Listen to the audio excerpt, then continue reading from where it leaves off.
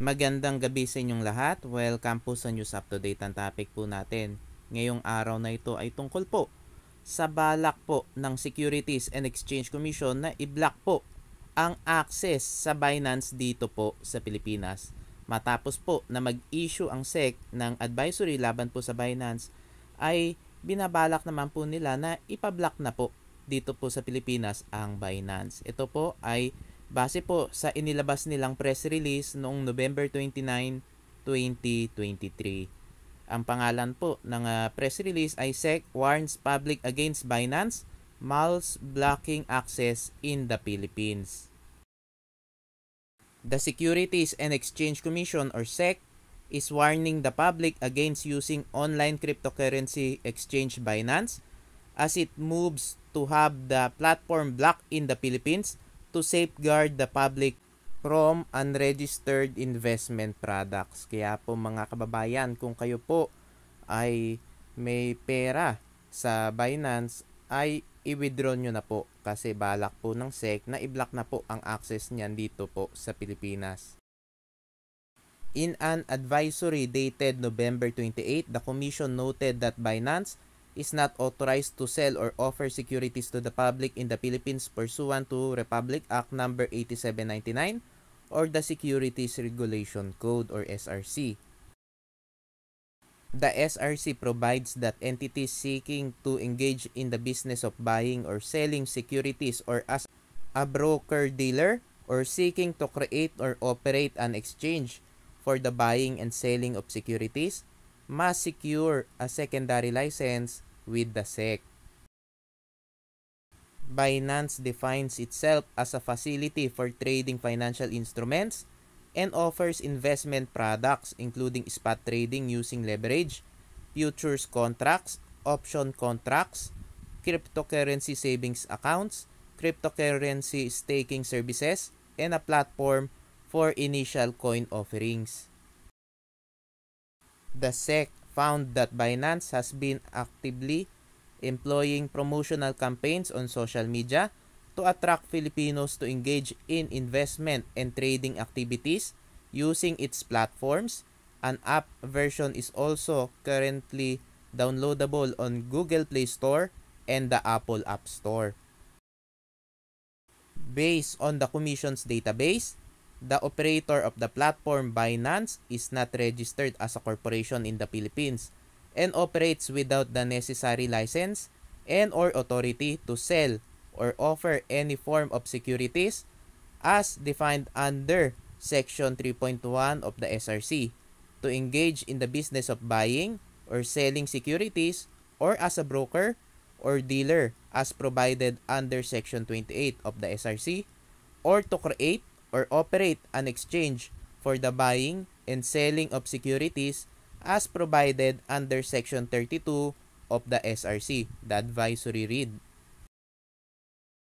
At may babala din po ang SEC para doon sa mga umaaktong salesmen, brokers, dealers or agents, representatives, promoters, recruiters, influencers, endorsers at enablers ng Binance in selling or convincing people to invest in its platform within the Philippines, even through online means, may be held criminally liable under Section 28 of the SRC. At ang parusa po dyan ay pwede po kayong pagmultahin up to 5 million pesos at pwede rin po kayong makulong up to 21 years or both po. Kaya po mga kababayan, para dun po sa mga nagpo-promote ng Binance, tumigil na po kayo dahil pwede po kayong kasuhan ng SEC dahil illegal po ang ginagawa nyo. Bawal po na mag-promote ng Binance po dito sa Pilipinas at pwede po kayong makasuhan, kaya tigilan na po ninyo ang pagpo-promote po sa Binance. In line with the issuance of the advisory, the SEC will be requesting assistance from the National Telecommunication Commission and the Department of Information and Communications Technology to block access to Binance in the Philippines. This will prohibit users from accessing the website and its applications while inside the country. Sana gawin din ng SEC yung gagawin nila sa Binance doon sa iba pang mga nai-issuean nila ng advisory, lalo na yung mga foreign investment scams na nangloloko dito sa Pilipinas. sana i-block din nila yung access doon sa mga websites na yun dahil marami po ang naloloko na mga Pilipino doon po sa mga international or foreign investment scams. Sana gumawa din po ng aksyon ang SEC laban po doon. Kapag na-issue na po ng advisory, sana i-block na rin nila yung access doon sa mga websites na yun na talagang halatang halata naman na mga Ponzi schemes.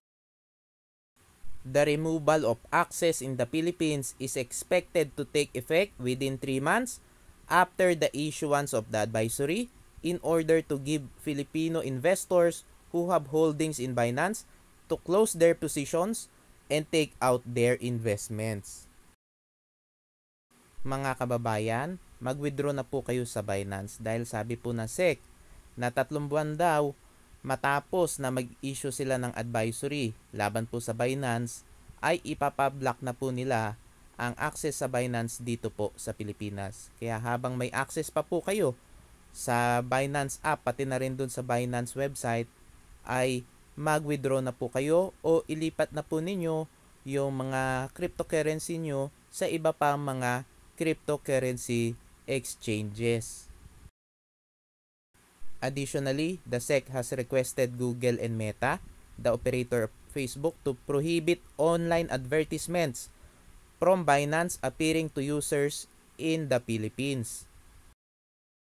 The SEC has recently issued advisories against similar entities such as OctaFX or Octa Trading and MyTrade as it looks to address the rising number of online entities soliciting investments from the public without the necessary licenses. Yang OctaFX o yang Octa Trading ay marami po ang nagpo-promote niyan dito sa Pilipinas at marami rin pong mga ads yan. Kaya po mga kababayan, iwasan na rin po ninyo yung OctaFX or Octa Trading pati na rin po yung MyTrade dahil na-issuehan na po yan ng advisory ng SEC at maaring ipablock din nila ang access dyan po sa mga website or apps na yan. Kaya umiwas na po kayo at kung kayo po ay nakapaglagay na ng pera dyan o nakapag-invest po ay mag-withdraw na po kayo. Mga kababayan, dapat po maging maingat tayo at umiwas po kayo sa mga unregistered na online investments at umiwas din po kayo sa mga nagkalat na mga illegal investment schemes. Dahil marami po ngayon ang mga nagkalat na mga investment schemes dahil nga malapit na po ang Kapaskuhan at alam nila na maraming pera ang tao ngayon at marami pong mga illegal investment schemes ang tumatakbo po ngayon.